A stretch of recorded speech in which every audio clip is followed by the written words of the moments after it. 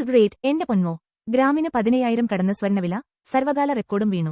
ആഗോള വിപണിയില് സ്വർണ്ണവില കുതിക്കുമ്പോൾ ആഭ്യന്തര വിപണിയിലും മഞ്ഞലോഹം റെക്കോർഡ് ഉയരത്തിലെത്തി. സംസ്ഥാനത്ത് ഇന്ന് സർവകാല റെക്കോർഡ് ഭേദിച്ചിരിക്കുകയാണ് സ്വർണം. ആഗോള വിപണിയില് ഇന്ന് ഔൺസ് സ്വർണ്ണത്തിന് $5,220 US ഫെഡറൽ റിസർവ് നിരക്ക് കുറക്കാനുള്ള സാധ്യതയെക്കുറിച്ചുള്ള ഭൗമരാഷ്ട്രീയ പിരിമുറുക്കങ്ങളുടെയും ശുഭാപ്തി വിശ്വാസത്തിന്റെയും പിന്തുണയോടെ സ്വർണം റെക്കോർഡ് കുതിപ്പിലാണ്. ഗ്രീൻലാൻഡിനെ ചൊല്ലി യുഎസും നാറ്റോയും തമ്മിലുള്ള പുതിയ സംഘർഷങ്ങൾക്കിടയിലാണ് സ്വർണ്ണവില കുതിച്ചുയർന്നത്. ഇന്ത്യയിലെ സ്വർണ്ണവില നിർണ്ണയിക്കുന്നത് ആഗോളവും പ്രാദേശികവുമായ ഘടകങ്ങളാണ്.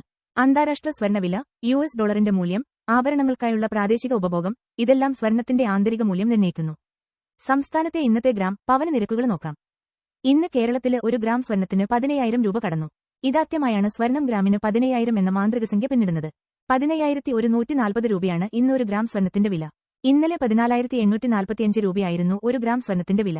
ഇന്ന് മാത്രം ഗ്രാമിന് 295 രൂപയാണ് വർദ്ധിച്ചത്. പവന് 2,360 രൂപയും വർദ്ധിച്ചു.